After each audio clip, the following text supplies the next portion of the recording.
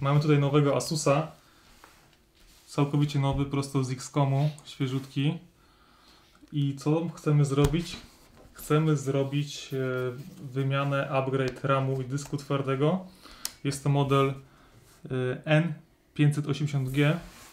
Ten laptop jeszcze nie był dotykany ręką poza X-Comu, więc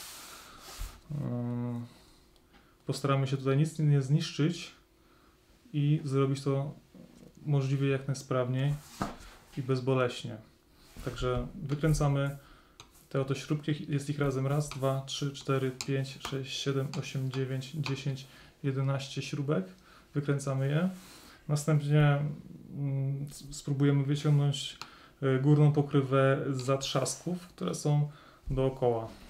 Więc ruszamy.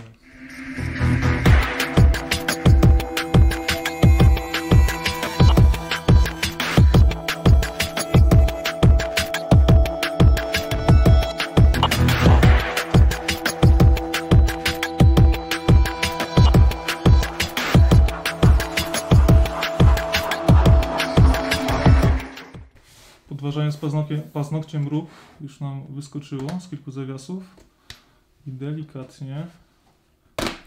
delikatnie podważając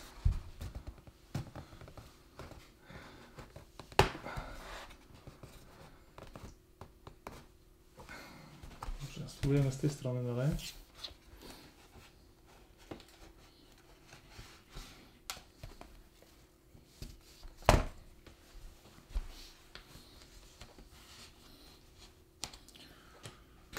Pokuszę się o użycie sprzętu specjalistycznego. Okay. Teraz zobaczę, w którą stronę skierowane są zatrzaski. Zatrzaski są skierowane na zewnątrz. Czyli naciskając tą stronę pokrywę, one łatwiej wyskakują.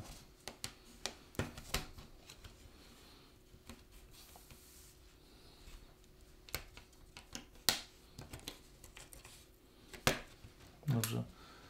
To pokrywa jest cała. Tutaj mamy termopad jeden, więc uważajcie, żeby go nie zgubić. I on nam chłodzi SSD-ka, który jest tutaj wsadzony.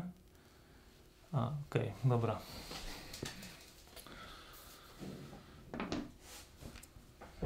Więc tak, kolega chciał, żeby zmienić dysk SSD i dysk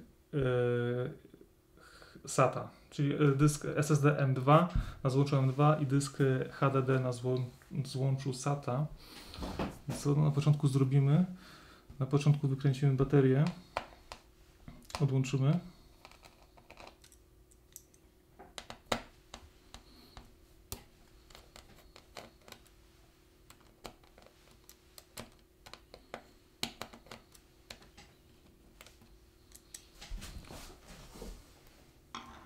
Tak, tylko dwie śrubki.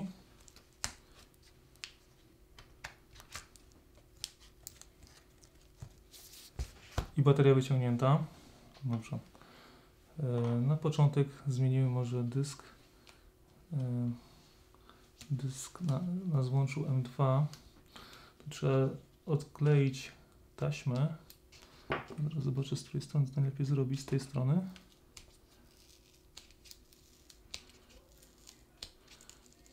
Dobrze. Jest odklejony. Wykręcamy śrubkę. Delikatnie unosimy i wysuwamy. To jeszcze niestety tutaj się trzyma na folii.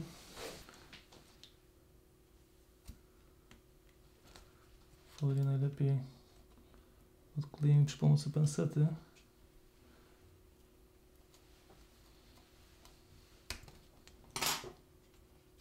Dobrze.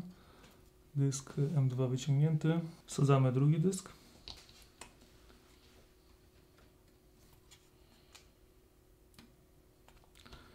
Tutaj musimy uważać, bo kabelki od anteny nam weszły pod dysk.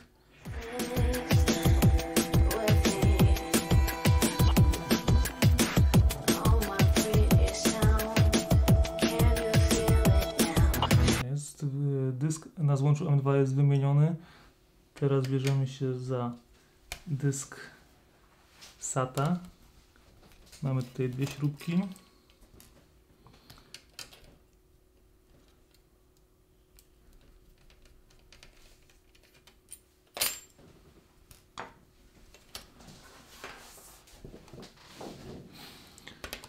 Dobra. Dysk wsuwamy. Wkręcamy dwie śrubki.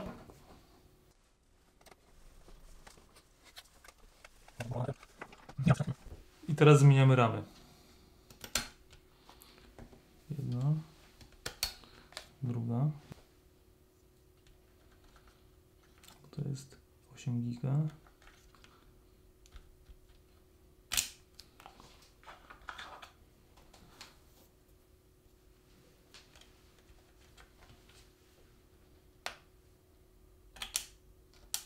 Montujemy baterię.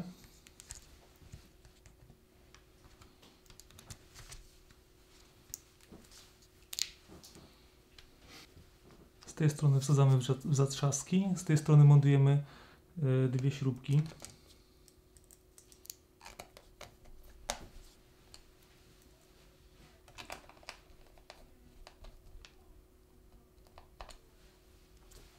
Kolejno montujemy pokrywę.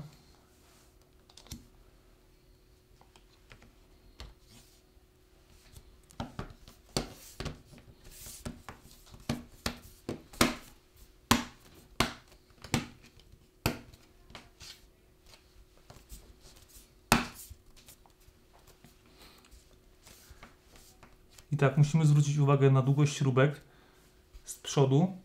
Od strony touchpada montujemy 4 najkrótsze śrubki, to są te. Pozostałe, najdłuższe montujemy w dalszych częściach obudowy. Także zacznę od najkrótszych.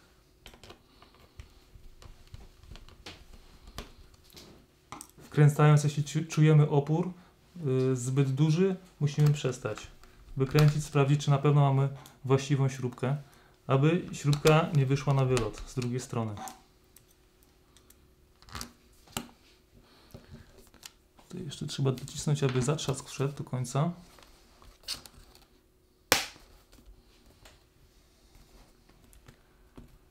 Tak.